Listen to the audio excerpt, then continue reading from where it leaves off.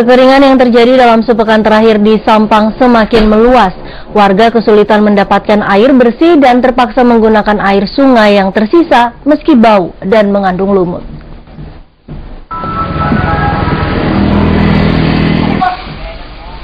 Air sungai Beto Hampar yang berada di Desa Karangpenang, Onjur, Sampang semakin menyusut. Bahkan dalam sepekan terakhir, air sungai Beto Hampar mulai mengering di berbagai tempat. Meski kondisi air berwarna hijau dan mengandung lumut serta berbau, namun warga tetap mempergunakan sisa air sungai karena terdesak keadaan. Apalagi selama ini sungai Beto Hampar merupakan sumber satu-satunya warga Karangpenang, Onjur. Semakin menyusutnya volume air sungai juga disebabkan penyedotan air yang dilakukan sejumlah pemilik tangki tanpa bisa dicegah oleh warga. Dalam sepekan terakhir, kekeringan semakin meluas di 5 kecamatan, yakni Kecamatan Robatal, Kedundung, Karangpenang, Sreseh, Torjun, dan Pangarengan.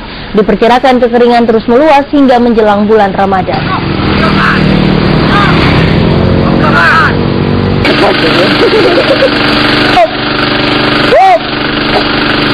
Penetapan awal puasa antara Muhammadiyah dengan Nahdlatul Ulama berpotensi berbeda. PW Muhammadiyah Jawa Timur memastikan awal puasa pada awal Ramadan 1433 Hijriah akan jatuh pada 20 Juli 2012.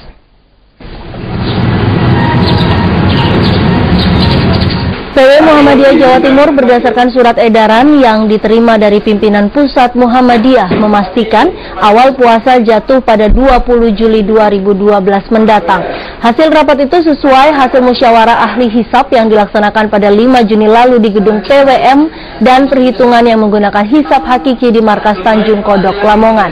Ijtimak akhir 29 Sya'ban terjadi pada 19 Juni dan matahari terbenam pukul 5:30 sore lebih 36 detik yang menandai masuknya bulan puasa. Sedangkan untuk Nahdlatul Ulama dan pemerintah hingga kini masih belum bersikap karena harus menunggu perhitungan hilal.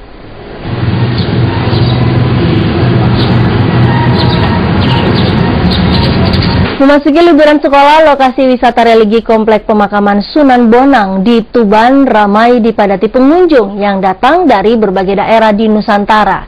Jumlah pengunjung bahkan mencapai lebih dari 20.000 orang per hari dan dari berbagai kalangan termasuk pelajar. Peningkatan jumlah pengunjung di Komplek Makam Sunan Bonang sudah terjadi sejak beberapa hari terakhir. Ribuan pengunjung ini tak hanya berasal dari Jawa Timur, namun juga berasal dari berbagai daerah di Nusantara, seperti Pekanbaru, Riau, dan Mataram. Mereka datang secara rombongan maupun perseorangan, dengan tujuan berwisata dan berdoa di makam salah satu anggota Wali Songo, penyebar agama Islam di Tanah Jawa, sekitar abad 15 silam. Ketua Pengurus Komplek Makam Sunan Bonang, Ahmad Muzir, menyatakan, faktor bulan Syawal yang bertepatan dengan masa liburan sekolah membuat jumlah pengunjung di Makam Sunan Bonang terus membludak sejak 2 hari terakhir. Tercatat peningkatan jumlah pengunjung secara rombongan mencapai lebih dari 300 bus per hari, atau sekitar 20.000 orang, termasuk yang datang secara perorangan. Jumlah ini meningkat tajam dibanding hari-hari biasa yang rata-rata hanya mencapai 5.000 orang per harinya. Libur ini peningkatannya banyak.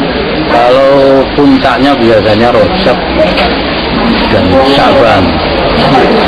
Kalau hari-hari ini ini karena Sya'ban ramai sekali. Ini sampai berapa rata-rata per hari?